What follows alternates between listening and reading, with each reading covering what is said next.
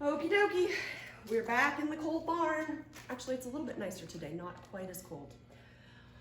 All right, so we have been talking about the integral, meaning the antiderivative. So we focused last time on finding some antiderivatives, but we didn't use any new big rules or anything. We used just the basics, okay? So just the basics going with the antiderivative. And at the end, we saw a couple weird ones that instead of solving them just the way they were, we spent some time rewriting them so that it would be easier for us to solve, okay? So now we're gonna focus on some of the weird ones that we kind of need some new rules for. So this section is called substitution. And here's the idea here. So as an example, we'll just jump right into an example. Let's say that I ask you to find the integral of 2 times 2x plus 4 to the 5th power dx. Don't forget that dx there. Okay. So if we had seen this, well, we wouldn't have seen this in the last section, but the problem here is this 5. If that had been a 2, could we just FOIL this out and then use our basic rules here? We could, couldn't we? But the problem is that it's a 5, and I don't really want to FOIL and multiply that out 5 times, and it's gonna be a mess. It's gonna be a disaster. So this is definitely the idea for the chain. The chain rule is definitely in mind here. So the chain rule, but remember we're going backwards. So the chain rule backwards. And that's the question. How do we do this? Okay, so you gotta go with me on this one because this is a little bit ugly, okay? Not most people's favorite section, but just go with it and kind of follow the pattern, okay? That's the thing, is to follow the pattern. So that's where this substitution comes in. Now, if I could make this problem look a little bit prettier, then this wouldn't be that bad. And would we agree that the ugly part is the part that's inside? The inside function is the part that's making this ugly. So we're gonna do what we call a U-substitution. Use a U-substitution. Now, I guess you could use substitution. Any letter you want, but the one that we've used, the one that I've used as long as I've been doing this, and again, that's been a couple decades, is U. So we might as well just go with U. So what we're gonna do is we're gonna let U equal the ugliest part of the problem. So in our case, we're gonna let U equal 2x plus 4. Okay. Now, I'm not gonna substitute in quite yet, because here's the dealio. If we do change to U, so if we do change to U, we still have an X out here, and we've gotta get rid of that, okay? So what we need to do now is we need to take the derivative of this, and it'll become clear in a second. We're gonna take the derivative of this, du dx equals 2. Okay, right? That's the derivative of 2x plus 4. Now, remember to differentials, what I'm gonna do is split this apart. I'm gonna leave du on this side and multiply by dx. So du equals 2 dx. Now what we've done is we've got a u to substitute in here, but now we also have a du. So this is not a one substitution situation. We're always gonna substitute in 2 things. So it's 2 substitutions here. So look at what we have when you look at the two, I just wrote all over my hand. When you look at the 2 dx, do you see 2 dx in the problem? So what we have is a perfect substitution. So we can rewrite this and we can say let that guy be u. So it'll now be u to the 5th, okay, which looks a lot prettier, doesn't it? U to the 5th. And in place of the 2 dx, we can write du. So this problem becomes the integral of u to the 5th du. Now remember, these guys have to match. So we have that double substitution going on there. But at this point, can we now go u to the 6th over 6? Right? Is that the antiderivative? And then don't forget your plus c. Okay. So you see how by doing this part, this is the ugly part, this becomes much simpler. That was a simple step. But one last thing to do at the very end here, we don't want u to be in our answer. This was x's to start with, so it better be x's to end. So we bring down the original substitution guy, and we rewrite it one more time, and we write 2x plus 4 to the 6th over 6 plus c. And there we've got it. So we didn't use the chain rule. We understood that the chain rule was there, and so we used substitution. So substitution undoes the chain rule for us. Okay, now, sometimes, and especially as we're starting, these substitutions are meant to be very straightforward so you can see them. So that's nice. So as you start in, the substitutions are nice. And then eventually they start to get a little bit trickier. Okay, so let's see what we got next.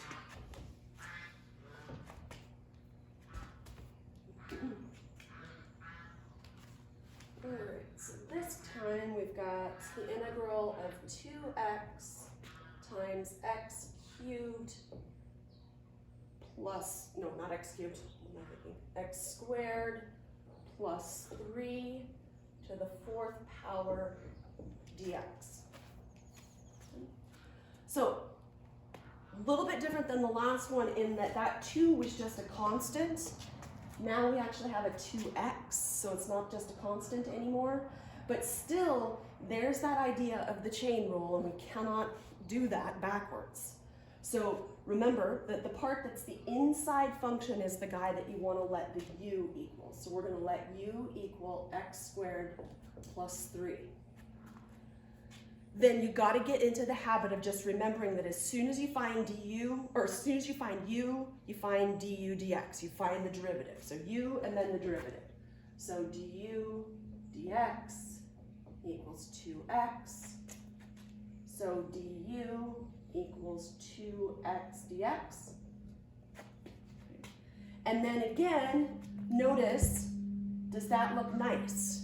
Do you see that in the problem? So is that 2x dx, is it going to be able to poof, disappear, and are we going to be able to replace it with a du? Looks good, doesn't it? Okay, so we're ready to rewrite. So this part here is going to be the u, so we're going to have u to the 4th, and then in place of the dx, or the 2x dx, we're going to put du. Now again, we're back to something that we can do. We can take the antiderivative of that, u to the 5th over 5 plus c. But remember, this started with x's in it, so we want it to end with x's in it. So let's put that x squared plus 3, bring this guy back down, put him back in. So we get x squared plus 3 to the 5th power over 5 plus c. And again, we didn't use the chain rule at all, we just used a substitution to take care of it. All right, let's see what we have next. Now, this is just going to require lots of practice, okay? So it is one thing to watch this lecture and do this along with me on the board. It's a completely different thing to sit down on your own and you decide what the u is going to be. If I'm guiding you, you're not making any decisions yourself, so definitely practice this so that you are making the decisions, so that you understand, lots of u's there, you understand what we're looking at here. Okay, so how about this one? Ooh, this one uglier. So here we've got the integral of x squared times x cubed plus 1 to the 3/2 power dx. Ooh.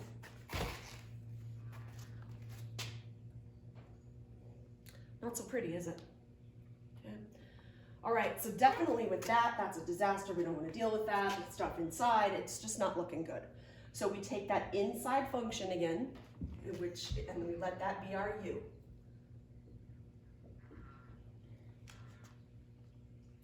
Then immediately we find the derivative. So du equals 3x squared dx. And I hope you don't mind if we take that shortcut and move the dx over there so we don't have to write that down each time. Okay, so, because we want du, so let's remove the dx over. Now, again, we look up in our problem to see what we've got. I see an x squared and a dx, and here I see an x squared and a dx. That's good, right? What's not good is the 3. So what we need to do, it's just a constant, the 3, we need to divide it to the other side. So we're going to say du over 3 equals x squared dx. Okay. So on this one, we don't have a perfect substitution. What we are going to substitute in is not just du, we're going to substitute in du over 3. Okay, du over 3. Still not horrible, just not as nice as the last ones. So now we're going to have this guy being u, so we're going to have u to the 3 halves, and then in place of the x squared dx, we're going to have du over 3. Okay. Now, even though that over 3 is here at the end and it looks a little bit weird, it's just a constant, so if you don't like it there, you can pull it all the way out to the front, 1/3. Pull it all the way out, just make sure it's on the bottom, 1/3, and then write u to the 3 halves du. Okay, you just have to remember that with that constant, it's just going to come along through the whole answer. So the answer is going to have a 1/3 in it in the end. Okay, so we've got 1/3, and then we're going to go u to the 5 halves over 5 halves plus c. All right, now remember this is a flip and multiply, so flip and multiply, and it looks like we have 2/15. Does everybody agree? 2/15. Okay. And then in place of u, we're going to put the original guy back in there. X cubed plus 1 to the 5 half power plus c. So that one's not quite as nice as, you know, the last two we did, but we were still able to do it. We just had one little extra step there. Okay, one extra step. And we can definitely do that. Okay. All right, let's look at something a little bit different here. Well, that one was different. How about this guy?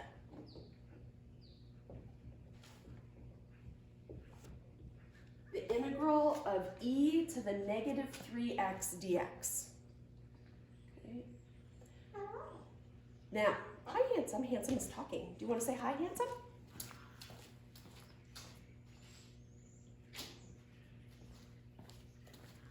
Handsome has to come out to the barn with me when we do lectures because otherwise he will eat the house. So, oh, you're shy. You're always shy when you get in front of the camera. Oh, cute Handsome. Yes, you're a good boy. Is it cold in the barn? You say, yes, it's very cold.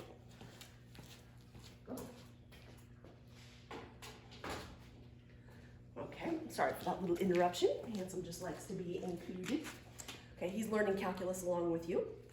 Okie dokie. So, the integral of e to the negative 3x dx. Now remember, just e to the x is its own derivative and its own antiderivative. So the part that makes this ugly is the stuff in the exponent. So what we're going to do is we're going to let that be our u. U will equal negative 3x. Let u equal the exponent. And then immediately follow that by du equals the derivative of negative 3 dx. Okay. Now again, the problem, like in the last one, is when we look up here for the substitution, I see the dx, but I don't see the negative 3.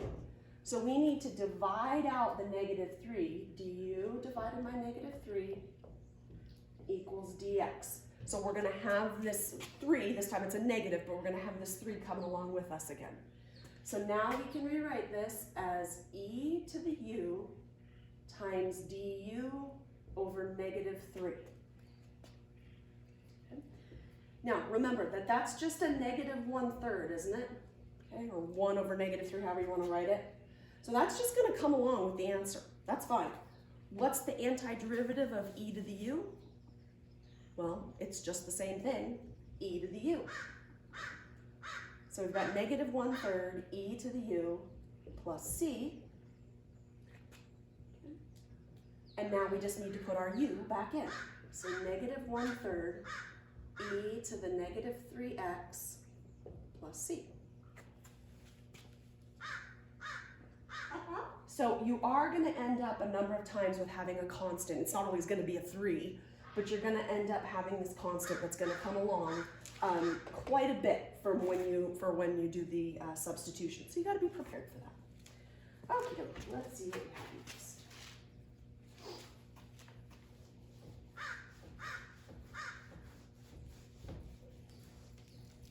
All right, how about this guy? The integral of x over 3x squared plus 1 dx.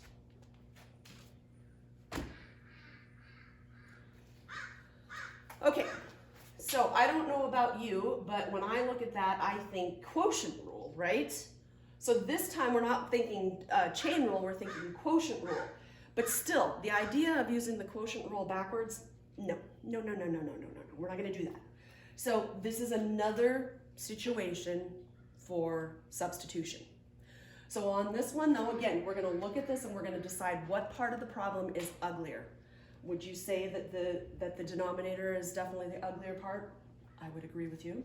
So we're going to let the whole denominator, 3x squared plus 1, be our u. Okay. Then we are going to immediately go du equals 6x dx. Okay. Now, just like we've seen in these other examples, when I look at the problem, I see the x dx. There's the x dx. But what do we have to do with the 6? We got to divide it to the other side. Du over 6 equals x dx. So when we do this substitution, we're going to end up with a 1/6 coming along for the ride. So we'll have the integral. Now, that guy up there is gone. So it's just going to be a 1 up top over a u on the bottom. And then in place of that part, I'm going to put du over 6. Okay. So that 1/6, again, can just come all the way out to the front if you wanted to. 1 over u du. So don't let the 1/6 get you. So now we have to find the antiderivative of 1 over u. And as I told you, this is one of the easy ones, but it's the hardest one to remember. So if you remember it, you're like, bing, got it, and you move on to the next problem. If you don't remember it, you sit here for a long time. So remember, who has a derivative of 1 over x or 1 over u? This is the natural log. So that guy's antiderivative is the ln. So we've got the 1/6 coming along for the ride, and then we're going to have the ln of the absolute value of u. Okay? So remember, when you see that simple little fraction, you must remember ln. ln. And it's the easiest problem to do, but the hardest one to remember. Okay? So somehow you got to get that in your brain. And then remember, it's always absolute value because that natural log has to be positive. And then we'll hit it with the plus c at the end. But one more time, we're going to go back up here. We don't want the u, we want to go back to x. So we'll say the answer is 1/6 ln of the absolute value of 3x squared plus 1 plus c.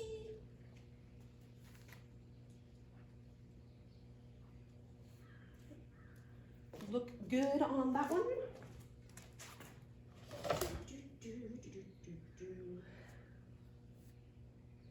Let's see what we got here. How about this one? So let's look at another fraction one since we're dealing with that right now. What if we had the integral of negative 4x over 1 minus 2x squared dx?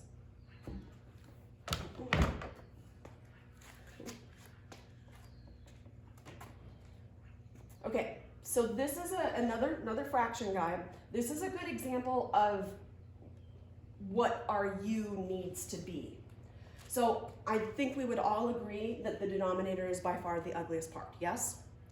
But the thing is that remember that whatever you let u equal, you're immediately going to have to take the derivative.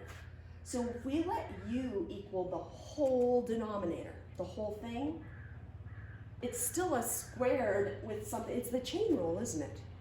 So what we really need to be careful of is that we don't want to over-expand. We don't want to make u too big.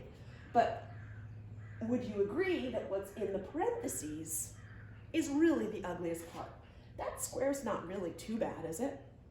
So what we're going to do is we're going to let u equal not the whole denominator, but just the inside function, the inside part, so that when we find du, okay, so then when we go du, it's not hard. We don't want the du to be ugly and hard.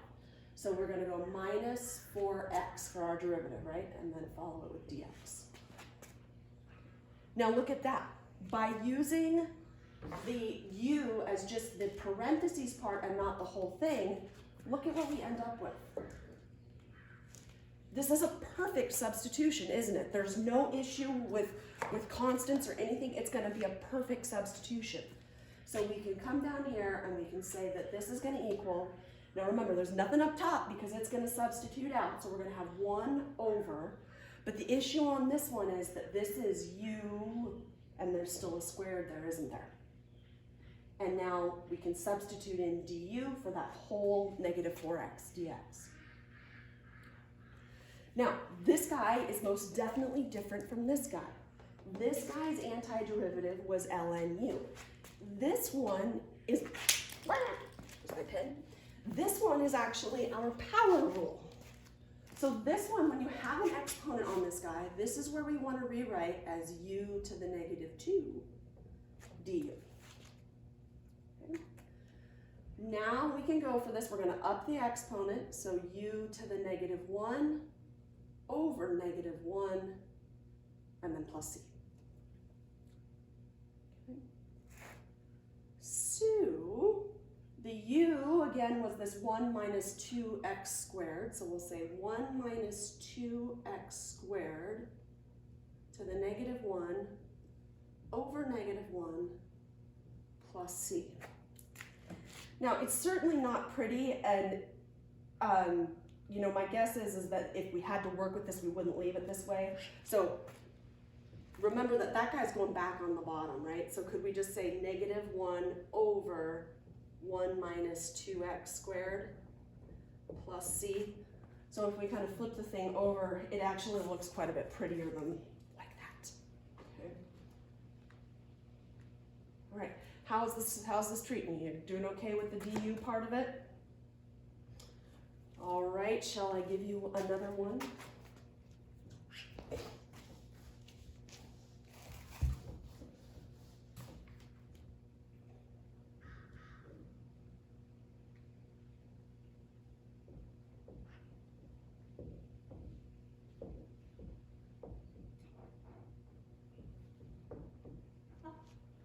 Okay. All right, this one, we got another ugly one. Okay, let's definitely have another ugly one. It doesn't have as much stuff in it, but it still is ugly.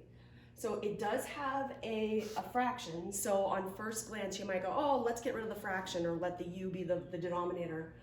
But then there becomes the problem of the top. The top has the chain rule, doesn't it? Ln x squared, so there's an inside and an outside function up top. So what you want to think about is that your substitution kind of should focus on the chain rule, okay? We kind of should think first as to what's the inside function. Let's get rid of that. So even though there are a number of things to do here, the best substitution would be u equals ln x. Now, before we do that, I want to show you what would happen if you actually did this differently. So let's say that you wanted to let u equal 2x. Okay, then you immediately will have du equals 2 dx. Okay, now the problem is you're substituting out that 2, so we need to divide this 2 out. Okay, so we have du over 2 equals dx. But that's going to get rid of this and this. But is it going to do anything to this? So what happens is we most definitely do not want to see something that looks like this. So if we do this substitution right now, we still have ln x squared over u du over 2. Okay. Can you see what the problem is? Except that it's still ugly, because by far it's still ugly. But can you see what the real problem is? Is that we're mixing variables now. We've got u's and x's going on, and that's not something we can do. Okay, it's just not gonna do it. Can't do it. So if you were to do a substitution and then you rewrite it and you're like, what the heck? That's how you know you chose the wrong substitution, okay? So let's go back then. And so we're gonna say let u equal ln x. Erase this redness over around here. Okay. Now, the derivative of ln x is 1 over x dx, right? Now look at the problem a little bit more carefully. We've got an x in the denominator and a dx. Do you see an x in the denominator and a dx? Looks good to me. Look good to you? The only thing that's still there is this 2. But that's okay because it's a constant. That's all right. So now when we go to rewrite, we're going to have u squared. And then on the bottom, we're still going to have a 2. That 2 is not going anywhere, okay? But then in place of the over x dx, that we can put our du. Okay. Now, we will say u, and that'll be cubed. And we still have this 2 down here, but now we also have a 3. So u cubed over 3 with the 2 down there, plus c. And last but not least, can we plug our ln back in? So we say we have ln of x cubed over 6 plus c.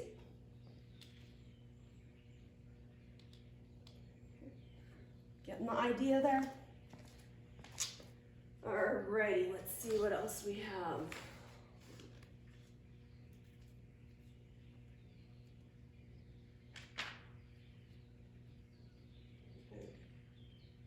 Okay, I think that's a pretty good list of examples. Again, I've shown you a lot of different examples here, but the thing is that you just have to do it on your own. You absolutely have to do it on your own. So start by having the lecture there kind of near you so that you can, kind of look back at it. But you you want to get to the point where you're doing your practice problems from the book. You want to get to the point where you are not using my lecture, you're not using your notes. You can decide what the U-substitution is, because that's the key, okay? Because you only have yourself to do this, okay? Alrighty, so as I said, remember, not most people's favorite section, but if you go step at a time, it's really not that bad. It's the same process, U, du, and then rewrite, okay? Over and over and over again. All right, you can do it. Okie dokie. See you next time.